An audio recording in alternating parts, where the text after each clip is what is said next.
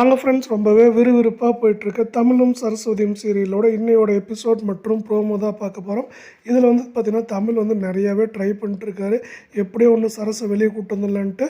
அதுக்கு வந்து பார்த்திங்கன்னா ஒரு எவிடன்ஸ் கொடுக்குறாரு. எவிடன்ஸ் கொடுத்தோன்னே பார்த்திங்கன்னா டேப் ரெக்கார்டர் கொடுக்குறாங்க.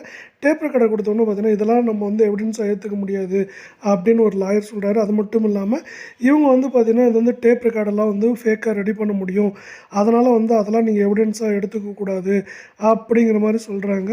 என்னடா இப்படி போச்சு, ஒரு எவிடன்ஸ் கொண்டு வந்து இதுவும் போயிடுச்சு அப்படின்னு சொல்லி தமிழ் நினைக்கிறப்போ அந்த சைட் பார்த்தீங்கன்னா பரமன், அர்ஜுன் எல்லாமே வந்து ரொம்பவே சந்தோஷப்பட்டுருக்காங்க. அதே போல் பார்த்தீங்கன்னா நீங்கள் வீடியோ ஃபுல்லாக பார்க்குறதுக்கு முன்னாடி உங்கள் பொண்ணான கையால் நம்ம வீடியோக்கு லைக் பண்ணுங்கள், நம்ம சேனல் சப்ஸ்கிரைப் பண்ணுங்கள். Thanks friends. வாங்க இப்போ வீடியோ போயிடலாம். ஆனால் ஜட்ஜு சொல்கிறாரு, இது மாதிரி வந்து டெஸ்ட் பண்ணணும், இது வந்து எக்ஸ்பர்ட்டை கொடுத்து டெஸ்ட் பண்ணிட்டு சொல்லுங்கள், நம்ம வந்து கோர்ட் வந்து லஞ்சுக்கு அப்புறம் பார்க்கலாம் அப்படிங்கிற மாதிரி சொல்கிறாங்க. உடனே பார்த்தீங்கன்னா கலிவர்தன் அவங்க பையெல்லாம் வெளியே போகிறாங்க. வெளியே போய்ட்டு நம்ம இங்கேருந்து எப்படி எஸ்கேப் ஆயிடணும் அப்படின்னு சொல்லிட்டு அர்ஜுன்ட்டு சொல்கிறாங்க, ஏங்க நீங்கள் வர கம்முனுங்க, அங்கே பாருங்கள் உங்களை போலீஸ் பார்த்துட்டே இருக்குது, நீங்கள் மட்டும் இங்கேருந்து எஸ்கேப் பண்ணிங்கன்னா நீங்கள் தாங்கிறதே கன்ஃபார்ம் பண்ணிடுவாங்க அப்படிங்கிறாங்க. அதே சைடில் வந்து பார்த்திங்கன்னா தமிழும் வந்து நமச்சு என்னப்பா இப்படி சொல்லிட்டாரு அப்படின்னு வந்து தமிழ்கிட்ட வந்து நமச்சு சொல்லிட்டு இருக்காரு. ஏதோ ஒன்று பண்ணிக்கலாம் பார்த்துக்கலாம்டா அப்படிங்கிற மாதிரி தமிழ் சொல்கிறாரு. அந்த சைடு பார்த்திங்கன்னா கோதை வந்து நம்ம சரஸ்க்கு தண்ணி எல்லாமே கொடுத்துட்ருக்காங்க. அவங்களும் குடிச்சிட்டு கொஞ்சம் இது பண்ணிகிட்டு இருக்காங்க. அப்புறம் வந்து பார்த்திங்கன்னா கோர்ட் வந்து மறுபடியும் வருது.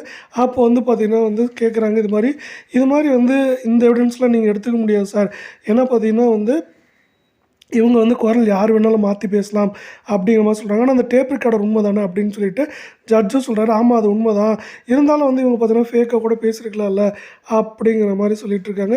இல்லையா நான் எல்லாத்தையுமே கேட்டேன், நான் அங்கே தான் பாடிட்டு இருந்தேன் அப்படின்னு சொல்லி அந்த இவர் சொல்கிறாரு.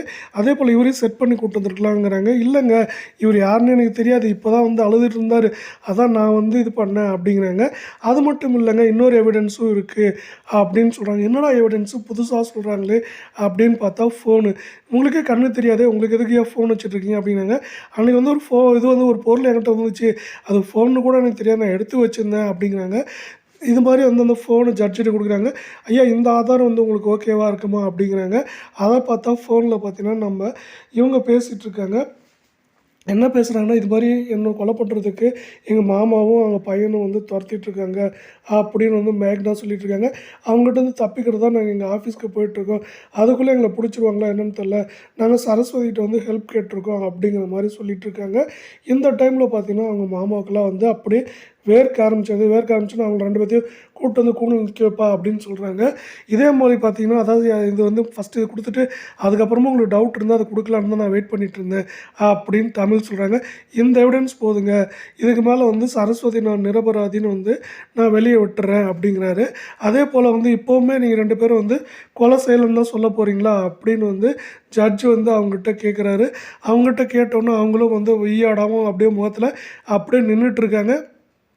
இந்த சைடு பார்த்திங்கன்னா சரஸ்வதி வெளியே விட்டதுனால அவங்க ஓடி போய் தமிழை கட்டி பிடிச்சிக்கிறாங்க. 2 பேரும் வந்து ரொம்பவே சந்தோஷமாக இருக்குது. ரொம்ப நாளைக்கு அப்புறம் இந்த சீரியல் வந்து பார்த்திங்கன்னா ரொம்பவே சந்தோஷத்தில் முடிச்சிருக்காங்க ஃப்ரெண்ட்ஸ்.